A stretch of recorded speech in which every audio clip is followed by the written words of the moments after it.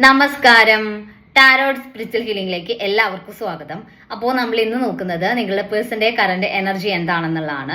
ഇതൊരു general reading ആണ്, generals ആണ്. നിങ്ങൾ എപ്പോഴാണോ ഈ റീഡിംഗ് കാണുന്നത് അപ്പോൾ മുതലാണ് നിങ്ങൾക്ക് ഇത് വാലിഡ് ആയി തുടങ്ങുന്നത്. അതുപോലെ ഈ റീഡിംഗിൽ നിങ്ങൾക്ക് റെസിനേറ്റ് ആവുന്ന കാര്യങ്ങൾ നിങ്ങൾ എടുക്കുക, അല്ലാത്ത കാര്യങ്ങൾ നിങ്ങൾ വിട്ടുകളയാം. അതുപോലെ ലവേഴ്സ് ആയിക്കോട്ടെ, എക്സ്ട്രാ മാരിറ്റൽ അഫെയറുള്ള ആളുകളായിക്കോട്ടെ, എല്ലാവർക്കും ഈ റീഡിംഗ് എടുക്കാവുന്നതാണ്. നിങ്ങൾക്ക് പേഴ്സണൽ റീഡിംഗ് ആവശ്യമുണ്ടെങ്കിൽ മുകളിൽ കൊടുക്കുന്ന വാട്സ്ആപ്പ് നമ്പറിൽ കോൺടാക്ട് ചെയ്യാവുന്നതാണ് കേട്ടോ. അപ്പോൾ പോസിറ്റീവ് മൈൻഡ് സെറ്റോട് കൂടി ഇരുന്നിട്ട് റീഡിംഗ് കാണാം.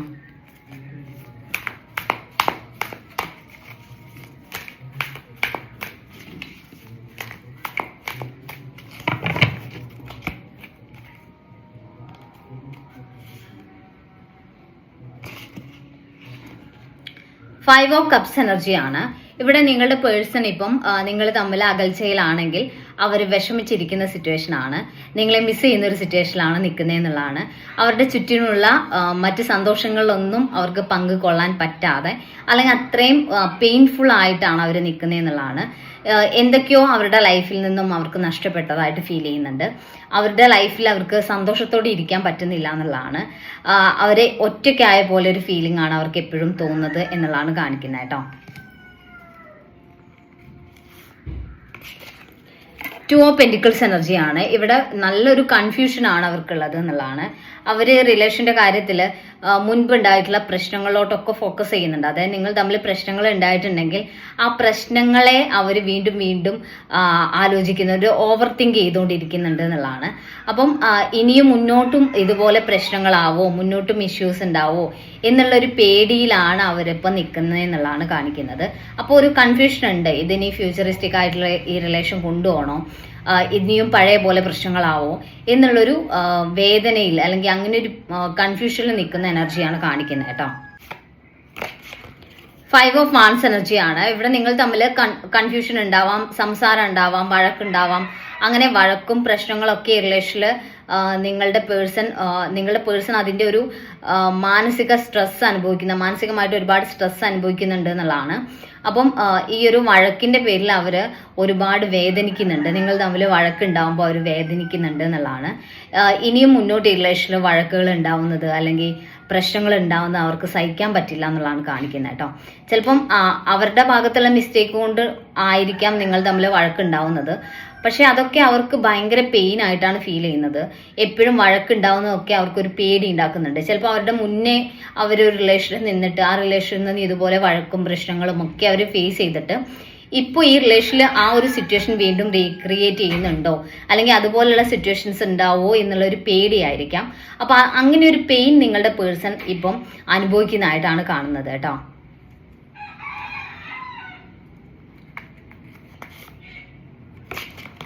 നൈറ്റ് ഓഫ് സോഴ്സ് എനർജിയാണ്.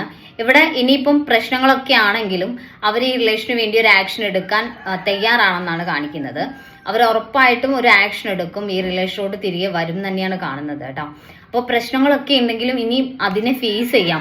കാരണം നിങ്ങളിൽ നിന്ന് മാറി നിൽക്കുമ്പം അവർക്ക് ആ ഒരു വേദന സത്യത്തിൽ സഹിക്കാൻ പറ്റുന്നില്ല. അപ്പം റിലേഷൻ ഇനിയും റീസ്റ്റാർട്ട് ചെയ്യാം എന്നുള്ളൊരു തീരുമാനത്തിലോട്ടാണ് അവരുടെ ഒരു ലാസ്റ്റ് ഡിസിഷൻ അങ്ങനെയാണ് വരുന്നത്. കാരണം അവർക്ക് നിങ്ങളില്ലാതെ ഒരു ഭയങ്കര ഒറ്റപ്പെടലാണ് ഫീൽ ചെയ്യുന്നത്. അപ്പം റിലേഷൻ ഇനിയും റീസ്റ്റാർട്ട് ചെയ്യണം, ഈ റിലേഷൻ ഇനിയും മുന്നോട്ട് കൊണ്ടുപോകണം എന്നൊരു തീരുമാനത്തിലോട്ടാണ് അവർ എത്തുന്നത് എന്നുള്ളതാണ് കാണിക്കുന്നത്. എയ്റ്റ് ഓഫ് വാൻസ് എനർജിയാണ്. ഇവിടെ നിങ്ങളുടെ പേഴ്സൺ ഈ റിലേഷനിൽ ഒരു കമ്മ്യൂണിക്കേഷൻ അവരുടെ ഭാഗത്തു നിന്ന് ഉണ്ടാവുന്നതായിട്ടാണ്. അവർ തിരികെ വരുന്ന ഒരു എനർജിയാണ്. അവരുടെ ഭാഗത്തു നിന്ന് ഒരു കമ്മ്യൂണിക്കേഷൻ ഉണ്ടാവും. അവർ മെസ്സേജ് ചെയ്യോ കോൾ ചെയ്യോ ചെയ്യാനുള്ള ചാൻസ് ആണ് കാണിക്കുന്നത് കേട്ടോ. നിങ്ങളുടെ പേഴ്സന്റെ ഭാഗത്തു നിന്ന് ഈ റിലേഷൻ മുന്നോട്ട് കൊണ്ടുപോകണം എന്നുള്ള ഒരു ഡിസിഷനാണ് ഉള്ളത് കേട്ടോ.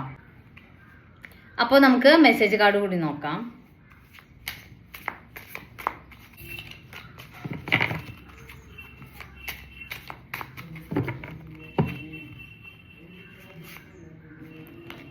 മെസ്സേജസ് ഓഫ് ലവ് എന്നാണ് കാണിക്കുന്നത്. നിങ്ങളുടെ പേഴ്സന്റെ ഭാഗത്തുനിന്ന് മെസ്സേജ് വരും എന്നുള്ള ഒരു കൺഫർമേഷൻ ആണ് ഇവിടെ ഉള്ളത്. നമുക്കിവിടെ എയ്റ്റ് ഓഫ് വാൻസ് എനർജി കിട്ടിയിട്ടുണ്ടായിരുന്നു. അപ്പോൾ നിങ്ങളുടെ പേഴ്സൺ എന്തായാലും നിങ്ങളെ കോണ്ടാക്ട് ചെയ്യും എന്നുള്ളത് തന്നെയാണ് കാണിക്കുന്നത്. അവരുടെ ഭാഗത്തുനിന്ന് മെസ്സേജ് വരാനുള്ള ചാൻസ് ഉണ്ട് എന്നുള്ളതാണ് കേട്ടോ. ഫോർഗീവ് എന്ന് കാണിക്കുന്നുണ്ട്. നിങ്ങൾ തമ്മിൽ വഴക്കുണ്ടാക്കിയപ്പം നിങ്ങളുടെ പേഴ്സന്റെ ഭാഗത്തുനിന്ന് നിങ്ങളെ വേദനിപ്പിക്കുന്ന എന്തെങ്കിലും വാക്കുകളോ പ്രവൃത്തിയോ ഉണ്ടായിട്ടുണ്ടെങ്കിൽ അവർ അതിന് നിങ്ങളോട് ക്ഷമ ചോദിക്കുന്നു എന്നുള്ളതാണ് കാണിക്കുന്നത്. ചേഞ്ചിങ് എന്നാണ് കാണിക്കുന്നത്. അതായത് അവര് ഈ ഒരു റിലേഷനിൽ ഒരുപാട് മാറ്റങ്ങൾ, അവരുടെ ഭാഗത്ത് എന്തെങ്കിലും പ്രശ്നങ്ങൾ ഉണ്ടെങ്കിൽ, അവരുടെ ഭാഗത്ത് എന്തെങ്കിലും മിസ്റ്റേക്സ് വന്നിട്ടുണ്ടെങ്കിൽ അതൊക്കെ ചേഞ്ച് ചെയ്യാൻ അവർ ആഗ്രഹിക്കുന്നുണ്ട്. അവരുടെ പ്രശ്നങ്ങൾ എന്താണ്, അല്ലെങ്കിൽ അവരുടെ മിസ്റ്റേക്ക് എന്താണ്, അവരേത് രീതിയിലാണ് ഈ റിലേഷനെ കാണുന്നത്, അവരുടെ ഭാഗത്ത് എന്തെങ്കിലും തെറ്റുകളുണ്ടോ എന്നെല്ലാം അവർ മനസ്സിലാക്കാനും ആ കാര്യങ്ങളൊക്കെ ചേഞ്ച് ചെയ്യാനും അവർ ആഗ്രഹിക്കുന്നു എന്നുള്ളതാണ് കേട്ടോ. അപ്പോൾ നമുക്ക് കുറച്ച് ക്ലൂസ് കൂടി നോക്കാം.